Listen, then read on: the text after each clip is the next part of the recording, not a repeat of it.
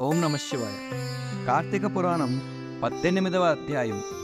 మాసత్రయే ప్రాతస్నాన మహిమ, చతుర్మాస్య వ్రతము, హరినారద సంవాదము. ఉద్భూత పురుషుడిట్లనెను, మునీశ్వరా, నేను అనుగ్రహించబడితిని. నీ దర్శనము యొక్క అనుగ్రహము వలన జ్ఞానవంతుడనైతిని. ఓ మునివర్యా, నాకు నీవే తండ్రివి, నీవే సోదరుడువు, నీవే గురుడవు. నీకు నేను శిష్యుడను. దరిద్రుడనై ముద్దుగానున్న నాకిప్పుడు నీవుగాక గది ఎవరైరి. పాపవంతుడనైన నేనెక్కడా, ఇట్టి సద్గతి ఎక్కడ? పాపములకు స్థానం ఎక్కడా, నేనెక్కడ? పుణ్యమైన కార్తీక మాసం ఎక్కడ? ఈ మునీశ్వరులెక్కడ? ఈ విష్ణువ సన్నిధి ఎక్కడ? ప్రారబ్ధ సుకృత్రమున్న ఎడల తప్పక ఇట్లు ఫలించును గదా. నాకేదియో పూర్వపుణ్యం ఉన్నది, దానిచే ఇట్లంతయు లభించెను. అయ్యా, నాయందు దయించి బాగా తెలియజెప్పుము. మనుష్యులు విధిగా కర్మలెట్లు చేయుదురు, ఆ కర్మలకు ఫలములెట్లు కలుగును? వాటి ఉపదేశములెట్లు చేయుటకు ముఖ్య కాలమేది? కర్మలేవి? ఏమి కోరి చేయవలెను? ఈ విషయమంతయు వినగొరితిని గనుక చెప్పుము. నీ వాక్కను వజ్రాయుధము చేత నా పాప పర్వతములు కూలినవి. అంగీరసుడు పలికెను, పోయి నీవడిగిన ప్రశ్న చాలా బాగున్నది.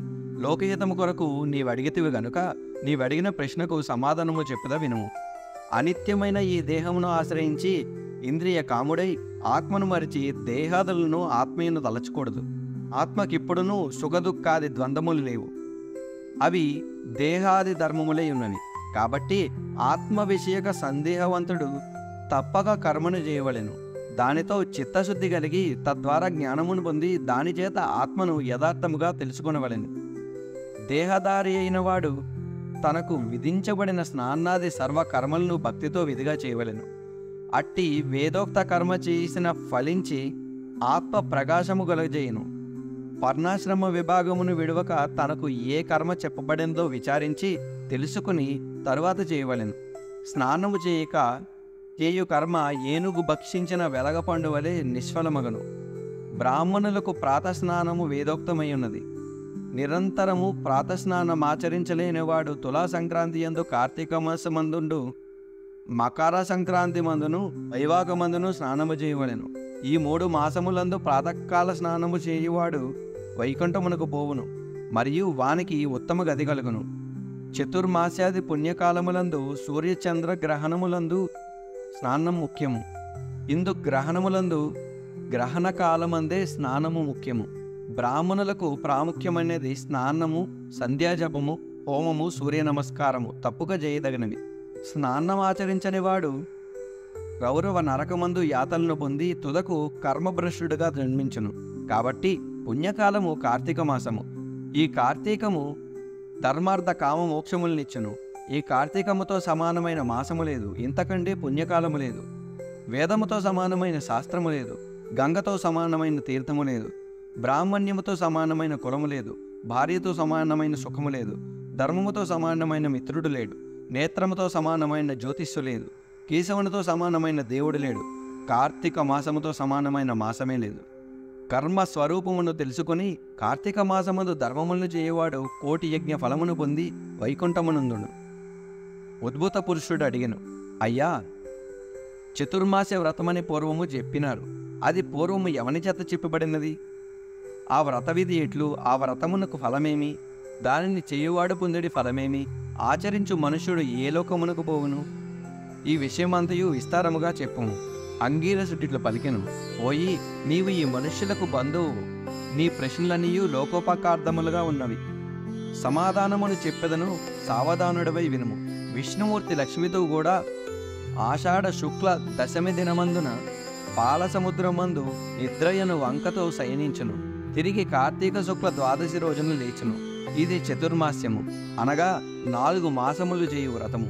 ఈ 4 మాసములు విష్ణుమూర్తికి నిద్రాసుఖము ఇచ్చునవి, అనగా హరి 8 మాసములు మెలకువతో నుండి 4 మాసములు విశ్రాంతికై నిద్రించును. విష్ణువునకు నిద్రసుఖమిచ్చినది గనుక ఇది పుణ్యకాలము. ఈ పుణ్యకాలమందు హరిని ధ్యానించువాడు విష్ణులోకమును పొందును. ఈ 4 మాసములలోనూ చేసిన పుణ్య కార్యములు అనంతములుగను. దీనికి కారణము చెప్పెదను వినుము. ఈ విషయమందు నారదునకు హరి చెప్పిన కారణమును చెప్పెదను వినుము. ఈ విషయమందు నారదునకు హరి చెప్పినది ఒక కథ ఉన్నది.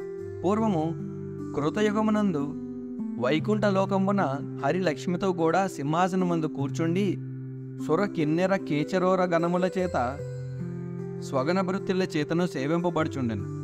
హరి ఇట్లుండగా భగవద్భక్తుడైన నారదముని కోటి సూర్యకాంతి గల వైకుంఠమునకు వచ్చి సింహాసనాసీనుడై 4 భుజములు కలిగి పద్మపు రేకుల వంటి నేత్రములతో ప్రకాశించిడి విష్ణుమూర్తిని చూచి అమితానంద యుక్తుడై నారదుడు విష్ణుమూర్తి యొక్క పాదములకు మొక్కెను.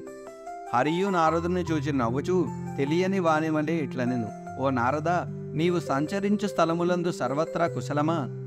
ఋషుల ధర్మములు బాగున్నవా? ఉపద్రవములు లేకున్నవా? మనుష్యులు వారి వారి ధర్మములందున్నారా? ఈ విషయమంతా ఈ సభలో చెప్పము. నారదుడు ఆ మాట విని ఆనందించి నవ్వుతూ హరిచో ఇట్లని, ఓ స్వామి, నేను భూమినంతయు తిరిగి చూచితిని. వేదత్రయమందు చెప్పబడిన కర్మ మార్గము విడవబడినది. కొందరు మునీశ్వరులు గ్రామ్య సుఖలోలులైరి. తమ తమ కర్మలను యావత్తు విడిచియుండిరి. వారు దేని చేత ముక్తులగదురో నాకు తెలియకున్నది. కొందరు తినకూడని వస్తువులను తినుచున్నారు, కొందరు వ్రతములను విడిచిన్నారు, కొందరు ఆచారవంతులుగానున్నారు, కొందరు అహంకారవర్జితులుగా ఉన్నారు, కొందరు మంచి మార్గవర్తనులుగాను ఉన్నారు, కొందరు నిందజేయువారిగా ఉన్నారు. కాబట్టి ఓ దేవా, ఏదైనా ఒక ఉపాయం చేత శిక్షించి ఈ ఋషీశ్వరులు రక్షించుము. నారదుని మాట విని భక్తవత్సలుడు సమస్త లోకపాలుడైన శ్రీహరి లక్ష్మితో సహా గరుత్మంతుని అధిష్ఠించి భూలోకమునకు వచ్చాను. విష్ణుమూర్తి వృద్ధ బ్రాహ్మణ రూపణధారి అయి వేల సంఖ్య గల బ్రాహ్మణులున్న స్థలమునకు వచ్చి సర్వప్రాణి హృదయగతుడైనప్పటికీ మాయనాటకధారి అయి పుణ్యక్షేత్రములందు, తీర్థములందు, పర్వతములందు, అరణ్యములందు, ఆశ్రయములందు, సమస్త భూమి యందును తిరుగుచుండెను. ఇట్లు సంచరిస్తున్న విష్ణుమూర్తిని చూచి కొందరు భక్తితో అతిథి సత్కారము చేసిరి, కొందరు నవ్విరి, కొందరు నమస్కారము చేయిరి, కొందరు అభిమానవంతులైరి, కొందరు గర్వముతో ఉండిరి, కొందరు కామాంధులై ఉండిరి, కొందరు ఆయా క్రియాకలాపములను మానిరి, కొందరు ఏకవర పరాయణులై ఉండిరి, కొందరు నిషిద్ధ దినములందు అన్నమును తినివారిగా నుండిరి, కొందరు ఏకాదశి ఉపవాసం ఆచరించని వారుగా నుండిరి, కొందరు తినకూడని వస్తువులు తినుచుండిరి, కొందరు ఆచారవంతులుగా నుండిరి, కొందరు ఆత్మచింత చేయుచుండిరి. బ్రాహ్మణ రూపధారి అయిన భగవంతుడు అట్టి వాణ్ణి చూచి మంచి మార్గమునకు తెచ్చి ఉపాయమును ఆలోచించుచు నైమిసారణ్యమునందున్న ముని బృందముల సన్నిధికి వచ్చెను.